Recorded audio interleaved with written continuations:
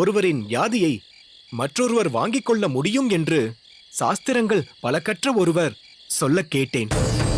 அது பற்றிதான் தாங்கள் சற்று தெளிவாக அடியனுக்கு சொல்ல வேண்டும் சுவாமி. யார் உனக்கு இதை பற்றி சொன்னது? அதை சொல் முதலில். இன்னார் என்று அடியேனால் உடைத்து சொல்ல முடியாத நிலை.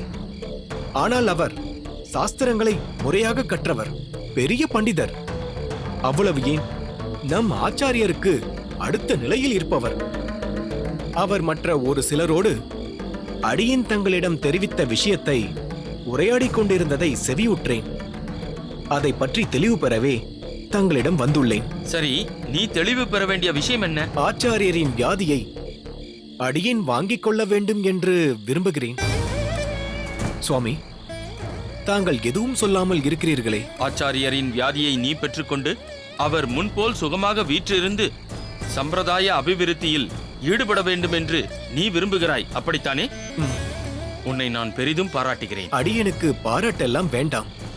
இது சாத்தியமா என்பதை மட்டும் தெளிவாக சொல்லுங்கள், அது போதும். இது பற்றி வைத்தியத்திலும் குறிப்பிடப்பட்டிருக்கும் என்று நினைக்கிறேன். வைத்தியமும் சாஸ்திரம்தானே சுவாமி? அதனால்தான் வைத்திய சாஸ்திரத்தை ஆராய்ந்து நன்கு உணர்ந்த தங்களை தேடி இங்கு வந்துள்ளேன். இப்படி வியாதியை வாங்கிக் கொள்ள முடியும் என்ற ஒரு வாய்ப்பு இருந்தால் தாங்கள் தயவு கூர்ந்து சொல்ல வேண்டும். ஏன் இந்த மௌனம் சுவாமி? இதை தாங்கள் ஒத்துக்கொள்ளவில்லையா? ஒத்துக்கொள்வது ஏற்றுக்கொள்வது என்பதெல்லாம் இல்லை. ஆச்சாரியருக்கு உள்ள உன்னை போன்ற சிஷ்யர்களை நினைத்து நான் பெருமிதப்பட்டு வியப்பில் இருக்கிறேன். இப்படி ஒரு செய்கையை செய்ய துணிந்திருக்கிறாயே, அதிலேயே தெரிகிறது ஆச்சாரியரின் ஒப்பில்லாத உயர்வு நிலை. வேறு யாராக இருந்தாலும் நான் இப்படி ஒரு அறிவுரையை சொல்ல மாட்டேன். யமுனாச்சாரிய சுவாமி இந்த சமுதாயத்திற்கு மிகவும் வேண்டப்பட்டவர், அதனால் சொல்கிறேன். என்னென்ன வியாதிக்கு என்னென்ன மருந்துகள் என்று குறிப்பிட்டிருக்கிற மாதிரி வியாதியை ஒருவரிடமிருந்து மற்றொருவர் மந்திரபூர்வமாக யாசகமாக பெற்றுக்கொள்ளலாம் என்று வேத வாக்கியத்திலும் குறிப்பாக அதர்வண வேத மந்திர பிரயோகம் மூலம் இதை சாதிக்கலாம் என்றும் மற்றும் சில தாந்திரிக வித்தையின் மூலமாகவும் இது சாத்தியம் என்றும் சொல்லப்பட்டிருக்கிறது. ஆனால் இதுவும் சராசரி மனிதனால் செய்யக்கூடியதே அல்ல. வேத சாஸ்திர நிபுணத்துவம் பெற்று அதில் ஸ்ரத்தையோடு உபாசனை செய்து பௌதிக விஷயங்களுக்கு முக்கியத்துவம் கொடுக்காமல் முழுக்க முழுக்க பகவத் சிந்தனையிலும் பகவத் சேவையிலும் ஆத்மார்த்தமாக ஈடுபடுபவர்களுக்கே இது சாத்தியமாகும். சுருங்க சொல்ல போனால் ஆச்சாரியர் யமுனாச்சாரியர் போன்றவர்களுக்கே இது சாத்தியம். ஆனால் இதில் எனக்கு ஒரு சந்தேகம் உள்ளது. அது எது சுவாமி? வியாதியை வாங்கி அனுபவிக்க நீ தயாராக இருக்கிறாய். உமது ஆச்சாரியர் தன் வியாதியை தாரை வார்த்து கொடுக்க சித்தமாக இருப்பாரா? அதை உனக்கு அவர் கொடுக்க விரும்புவாரா? அதுதான் என் சந்தேகம். அதை பற்றி தாங்கள் சந்தேகப்பட வேண்டாம், கவலையும் பட வேண்டாம். இது சாத்தியம்தான் என்று சொன்னால் போதும். அடியேன் அதற்கான முயற்சியில் உடனடியாக இறங்க தயாராக இருக்கிறேன். எப்படியாவது ஆச்சாரியரை பீடித்த பிணி நீங்க வேண்டும். அவர் மீண்டும் பழைய பொலிவோடு காரியங்களை ஆற்ற வேண்டும். அதுதான் அடியேன் வேண்டுவதும். அதை அந்த அரங்கன் நிச்சயம் நிறைவேற்றி தர வேண்டும் அடியனுக்கு. ஆச்சாரியர் ஏதாவது ஒரு சந்தர்ப்பத்தில் இதை பற்றி தங்களிடம் வினவினால் இது சாத்தியமானது, செய்யலாம் என்று தாங்கள் எடுத்து சொன்னால் அதுவே பெரிய உபகாரமாக இருக்கும் அடியனுக்கு. அடியேனின் விருப்பத்திற்கு சார்பாக ஒரு விஷயம் சொல்லி இருக்கிறீர்கள், அது போதும். தாங்கள்தான் இப்போது அடியனுக்கு தெய்வமாக தெரிகிறீர்கள். பெரிய உபகாரம் செய்தீர்கள். வேண்டாம் வேண்டாம். நன்றி, மிகவும் நன்றி சுவாமி. அடியேன் வருகிறேன். நல்லது.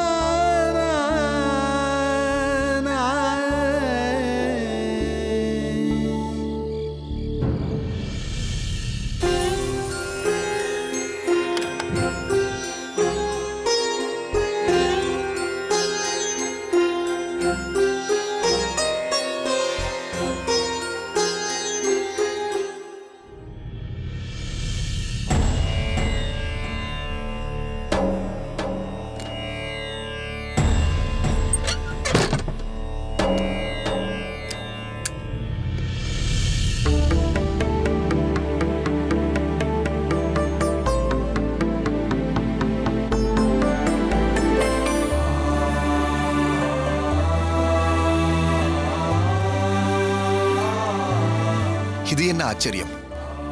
ஓலைகளை தேட வந்தால் திவ்ய தம்பதிகளான தாயாரும் பெருமாளும் சேர்ந்து சேவை சாதிக்கிறார்களே, என்னே அடியேனின் பாக்கியம்! பல வருடங்களுக்கு முன்பு அடியேன் ஆச்சாரியரை தரிசிக்க ஸ்ரீரங்கம் சென்றிருந்த போது திருமலை நம்பி சுவாமிகளும் வந்திருந்தார். திருவேங்கட மலையிலிருந்து ஸ்ரீ பத்மாவதி தாயார் சமேத ஸ்ரீனிவாச பெருமாள் திருவுருவத்தை ஆச்சாரியருக்கு அன்பளிப்பாக கொடுக்க அதை இந்த கடையேனுக்கு ஆச்சாரியர் கொடுத்து விட்டார். ஆச்சாரியர் உகந்து கொடுத்த விக்கிரகம் ஆயிற்றே, இதை பத்திரமாக பாதுகாக்க வேண்டும் என்று பெட்டிக்குள் வைத்தேன். வரதனின் சேவையில் மறந்தே போய்விட்டேன். பெட்டியில் பத்திரப்படுத்தினால் மட்டும் போதாது, பக்தி பரவசத்தோடு பூஜையும் செய்ய வேண்டும் என்று ஸ்ரீனிவாச பெருமானும் பத்மாவதி தாயாரும் என்று அடியேனின் கண்களில் பட்டு அடியேனுக்கு உணர்த்தி விட்டார்கள்.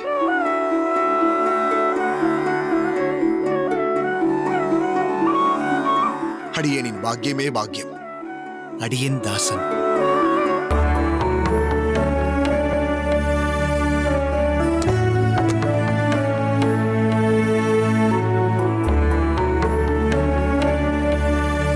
வந்தனம் சுவாமி. வந்தனம் ராமானுஜா. இன்றென்ன அடுத்தடுத்து ஆச்சரியங்களை கொடுக்கும் நிகழ்ச்சியாக நடந்து கொண்டிருக்கிறது. அதில் ஒன்று, நீ இவ்வேளையில் அடியேனை தேடி இங்கு வந்திருப்பது. சொல் ராமானுஜா, ஏதாவது முக்கியமான விஷயமா? சுவாமி, இன்று இரவே தங்களை தரிசித்து அவசியம் தெரியப்படுத்த வேண்டிய அவசரம். அதனால்தான் புறப்பட்டு வந்தேன். நாளை காலை அனுஷ்டானங்களை முடித்துக்கொண்டு காசிக்கு செல்ல இருக்கிறேன். வடகாசிக்கு கங்கா யாத்திரையாக புறப்படுகிறேன். என்ன ராமானுஜா, காசிக்கு செல்வதை சர்வசாதாரணமாக சொல்கிறாய்? நெடுந்தூர பயணமாயிற்றே அது. இங்கே நம் திராவிட தேசத்தில் இருக்கும் ஸ்ரீரங்கத்திற்கு புறப்படவே பல முன்னேற்பாடுகளை செய்துவிட்டுத்தான் புறப்படுகிறோம். ஆனால் நீ காசிக்கு செல்வதை சட்டென்று சொல்கிறாய். ஒருவேளை உன் தந்தையாருக்கு ஏதேனும் தர்ப்பணம் கொடுக்கப் போகிறாயா? புரிகிறது சுவாமி. நம்மில் காசிக்கு சென்று ததி தர்ப்பணாதிகள் செய்வது வழக்கத்தில் இல்லை. கயா கஷேத்திரத்திற்கு சென்றுதான் கொடுக்க வேண்டும். ஆனால் அடியேன் வடகாசிக்கு செல்வது குருநாதர் யாதவ பிரகாச சுவாமிகளால் தான். ஓ, அதுதான் விஷயமா? அப்படியென்றால் கோவிந்தனும் உன்னுடன் நிச்சயம் வருவான் அல்லவா? ஆம் சுவாமி. ராமானுஜா, இது நீ அவசரப்பட்டு எடுத்த முடிவோ என்று அடியேனுக்கு தோன்றுகிறது. இதுவரை இதை பற்றி நீ அடியேனிடம் தெரிவிக்கவே இல்லையே. தாங்கள் குறிப்பிட்டது உண்மைதான் சுவாமி. அவசரப்பட்டு முடிவெடுத்ததுதான். முதலில் அடியேன் காசிக்கு செல்வதாகவே இல்லை. அடியேனால் யூகிக்க முடிகிறது. இதற்கு காந்திமதி தாயார் சம்மதம் தெரிவிப்பது என்பது எளிதில் நடக்கக்கூடிய காரியம் அல்லவே. உன் தாயாரும் உன் பாரியாலும் இதற்கு ஒப்புக்கொண்டு விட்டார்களா? இவ்வளவு நாட்களாக இதை பற்றி தங்களிடம் கூறாமல் இப்போது அவசரமாக வந்ததற்கு காரணம் இதுதான். அம்மா முதலில் சம்மதிக்கவே இல்லை. கோவிந்தன் மிகவும் வலியுறுத்தி அவனோடு அடியேன் வரவேண்டும் என்று பிடிவாதமாக இருந்தான். பலரும் சொல்லி வேறு வழியில்லாமல் நேற்றுதான் தாயார் காசிக்கு செல்ல சம்மதம் தெரிவித்தார். இப்பவும் தஞ்சாவிற்கு அடியேன் காசிக்கு செல்வதில் உடன்பாடு இல்லைதான். என்ன செய்வது? யாதவ பிரகாச சுவாமிகள் அடியேன் காசிக்கு வந்துதான் ஆக வேண்டும் என்று உத்தரவிட்டிருக்கிறார். ஓ, இவ்வளவு நடந்திருக்கிறதா? பிரம்மரட்சசின் விஷயத்தால் யாதவ பிரகாசர் உன் மீது சற்று வெறுப்புடன் இருப்பதாக இதற்கு முன்பு நீ தெரிவித்திருந்தாய். அப்படிப்பட்டவர் உன்னை தன்னுடன் காசி யாத்திரைக்கு அழைத்துச் செல்ல வாஞ்சையுடன் இருக்கிறார் என்றால் அதற்கு மதிப்பளிக்க வேண்டியது அவசியம்தான். இருப்பினும் அடியேன் காசிக்கு போவதா என்று யோசிக்கிறீர்களா சுவாமி? இல்லை ராமானுஜா, நீ காசிக்கு செல்வதில் அடியேனுக்கு எந்த ஆட்சேபனையும் இல்லை. ஆனால் யாதவ பிரகாசரின் கைப்பாவையாக இருக்கும் கோவிந்தன் காசி யாத்திரைக்கு செல்வதுதான் சற்று சஞ்சலத்தை ஏற்படுத்துகிறது. தங்களின் மனசஞ்சலம் ஒரு விதத்தில் நியாயமானதுதான் சுவாமி. தாங்கள் இதை குறிப்பிட்டுச் சொல்லும் பொழுது அடியேனுக்கும் அதன் அவசியம் என்னவென்று புரிகிறது. காலத்தின் கட்டாயம், விதியின் வீரியம் பிராராப்தப்படி நடக்கத்தானே செய்யும். எதிலும் ஒரு லீலையை அந்த வரதன் அரங்கேற்றுகிறான். அளவில்லா திருவிளையாடல்களை புரிபவனாயிற்றே அவன். சுவாமி, ஸ்ரீபெரும்புதூரிலிருந்து இங்கு வந்த பிறகு தங்களின் சங்கத்தைப் போலவே அனுதினமும் வரதனை சேவிப்பதும் அவனுக்கு சேவைகள் செய்வதும் அடியேன் வாழ்க்கையில் ஒரு அங்கமாக ஆகிவிட்டது. இந்நிலையில் நிர்பந்தத்தின் காரணமாக வடகாசிக்கு சென்றாலும் வரதனை பாராது அவ்வளவு காலம் இருப்பது என்பது எப்படி சாத்தியமாகப் போகிறது என்று புலனாகவில்லை சுவாமி. இப்படியுமா தன் பக்தனை சோதித்து பார்ப்பான் அந்த வரதன்? அவன் செய்வான். சோதிப்பதும் அதற்கு பிறகு அதையே சாதனையாக்கி காட்டுவதிலும் வல்லவனாயிற்றே அந்த வரதன். வேண்டாம் என்று தள்ளி வைத்து பிறகு தாயைப் போல் கருணை கொண்டு ஆதரவாக சேர்த்துக் கொள்வதும் அவனுக்கு கைவந்த கலையாயிற்றே. இதில் அடியேனுக்கும் சொந்த அனுபவங்கள் நிறைய உண்டு. சரி, அது ஒரு பக்கம் இருக்கட்டும். நீ இப்பொழுது உன் உள்ளம் உருகி புலம்பியதில் அடியேனுக்கு அதில் ஒரு விஷயத்தை உணர்த்தி இருக்கிறான் அந்த வரதன். நீ சற்று பொறு, அடியேன் வந்து விடுகிறேன்.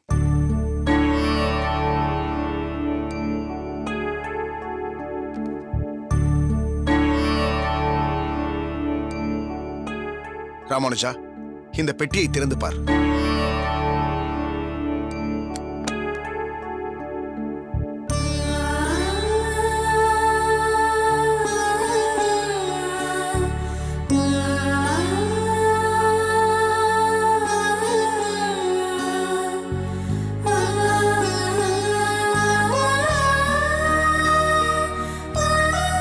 என்ன ராமானுஜா, அப்படி பார்க்கிறாய்?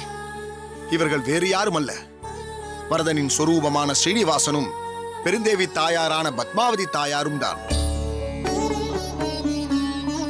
தம்பதி சமேதராக காட்சியளிக்கிறார்கள். யாதவ பிரகாசரோடு காசி யாத்திரைக்கு நீ செல்லும் பொழுது இவர்கள் இருவரும் உனக்கு ஒரு ரட்சையாக, பாதுகாப்பாக, உறுதுணையாக இருக்கட்டும். காஞ்சி வரதனையும் தாயாரையும் விட்டு செல்கிறோமே என்ற சிந்தனை இனி உனக்கு வேண்டாம். யாத்திரையை சுமூகமாக முடித்து நீ காஞ்சியம்பதி திரும்பியதும் இவர்களை அடியேனிடம் நீ சேர்ப்பித்து விடு. மிக்க நன்றி சுவாமி, மிக்க நன்றி. ஒப்பற்ற ஆச்சாரிய புருஷர்களை சங்கமாக பெற்றவன் எதைத்தான் அடைய முடியாது? அனைத்தும் அவன் கைவரப் பெறும். ராமானுஜா, மற்றும் ஒரு விஷயம். உனக்கு வழித்துணையாகவும் ரட்சையாகவும் அடியேன் இவர்களை அளித்தது போல கோவிந்தனுக்கும் ஒரு ரக்ஷா மந்திரமாக அடியேன் ஒரு பாசுரத்தை உன்னிடம் சொல்கிறேன். அதை நித்தியப்படி கோவிந்தனிடம் சேவிக்கச் சொல். அதற்கு பிறகு வரதனின் திருவுளம் என்னவோ அதன்படியே நடக்கட்டும். பாசுரத்தை செவிகுளிர சாதித்தருள வேண்டும் சுவாமி. ஏற்றான் புள்ளூர்ந்தான், எயிலறிந்தான், மார்விடந்தான், நீற்றான் நிழல்மணி வண்ணத்தான், கூற்றொருபால் மங்கையான், பூமகளான், வார்சடையான், நீள்முடியான், கங்கையான், நீள்கழலான் காப்பு.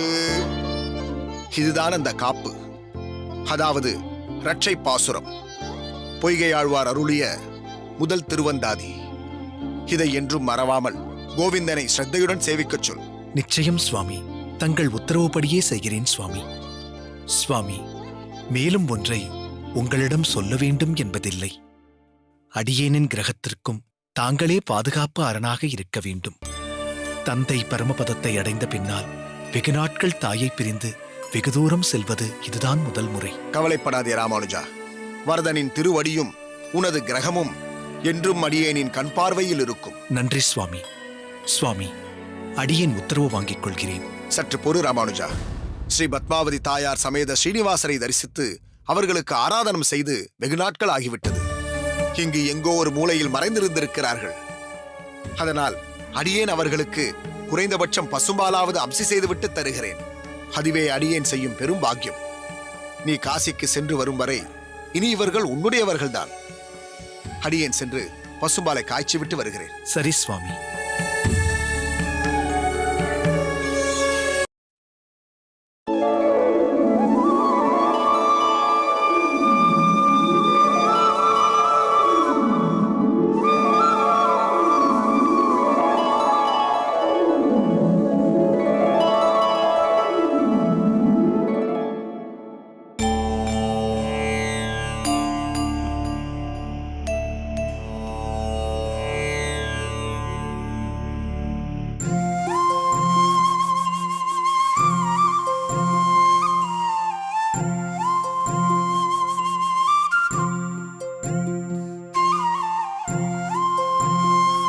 என்ன மாறனேர், அக்கார அடிசிலா?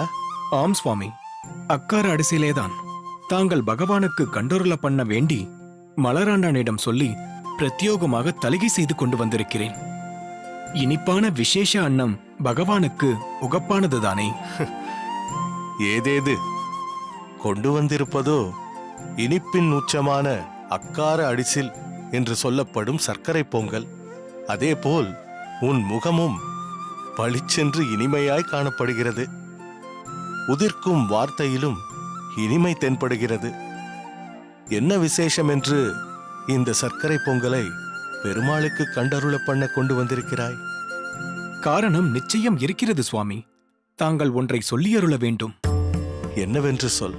சாதாரணமாக ஒரு மனிதன் எப்பொழுது சந்தோஷத்தை அடைகிறான் சுவாமி? வெகு நாட்களாக எதிர்பார்த்த ஒரு பொருளோ விஷயமோ கைகூட பெறின் ஒருவன் சந்தோஷம் அடைவான். அதேபோல் எதிர்பாராது அதே சமயத்தில் ஒருவனுக்கு மிகவும் தேவையான ஒரு பொருள் புதையல் போன்று அவனுக்கு கிடைத்தாலோ அல்லது சம்பவங்கள் மனதிற்கினியதாக நடந்தாலோ அப்போது மிகுந்த ஆனந்தமும் அடையப் பெறுவான். அது சரி, இப்போது இந்த கேள்வியின் அவசியம் என்னவென்று அடியேன் அறிந்து கொள்ளலாமா? அப்படி ஒரு விஷயம் அடியேன் மனதிற்கு தெம்பையும் உற்சாகத்தையும் தருமளவிற்கு நடக்கும் என்றால் அடியேனும் ஆனந்தத்தை அடையத்தானே செய்வேன். சாதாரணமாக நீ நிறைய கேள்விகளை கேட்பாய். அடியேன் அதற்கு பல விளக்கங்களை கொடுப்பேன். இன்று அடியேன் பல கேள்விகளை கேட்டு உன் உற்சாகத்திற்குண்டான காரணத்தை அறிந்து கொள்ள வேண்டும் போல் இருக்கிறதே. அப்படியெல்லாம் இல்லை சுவாமி. அது சரி, கொஞ்ச நாட்களாகவே சுத்த அன்னம்தான் பிரதானமாக நிவேதனம் செய்யப்படுகிறது. இது போன்று அக்கார அடிசிலெல்லாம் தளிகை செய்து நீ இங்கு கொண்டு வருவதும் இல்லை. அடியேன் கண்டருள பண்ணவும் இல்லை. வியாதியில் பீடிக்கப்பட்டு அடியேன் இருப்பதால் அந்த வேதனையில் நீ இருக்கிறாய். அதனால் மலராண்டானிடம் இது போன்ற இனிப்பு பிரசாதங்களை தளிகை செய்யச் சொல்லவில்லை என்று நினைத்திருந்தேன். பார்த்தால் திடீரென்று இந்த பிரசாதத்தை இங்கே கொண்டு வந்து வைத்திருக்கிறாய். காரணம் வேறு இருக்கிறது என்று சொன்னாய். என்ன அது மாறனேர் நம்பி? பல பேர் எடுத்துச் சொல்லிய பிறகு அடியேனின் வியாதியை நினைத்து வருத்தம் ஒழிந்து பரிபக்குவ நிலைக்கு வந்து விட்டாயா?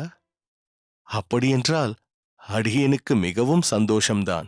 தாங்கள் இனி வியாதியை பற்றி நினைக்க வேண்டாம். தாங்கள்தான் அதிலிருந்து குணமடைய போகிறீர்களே, பிறகென்ன சுவாமி?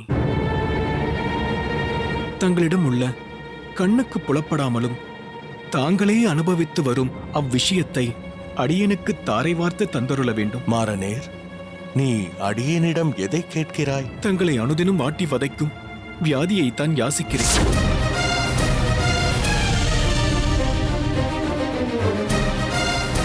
அங்க வேலை பார்க்கறவங்க கிட்ட கேட்டப்போ பிரதானி ஐயா இப்பெல்லாம் மகாராஜாவை பார்க்க கூட போறதில்ல, அவர் 3 சிற்றரசரை தான் பார்க்க போறாருன்னு சொன்னாங்க. அதே மனித உருவில் பிறந்து ஆணா பிறந்து நாங்கள் திருநங்கையா மாறினா ஏங்க எங்களை 9 அலி பொண்டுகை கொக்கரக்கோழி ஊரானு புளியமரன் இப்படி சொல்லி எல்லாரும் ஏசுறீங்க?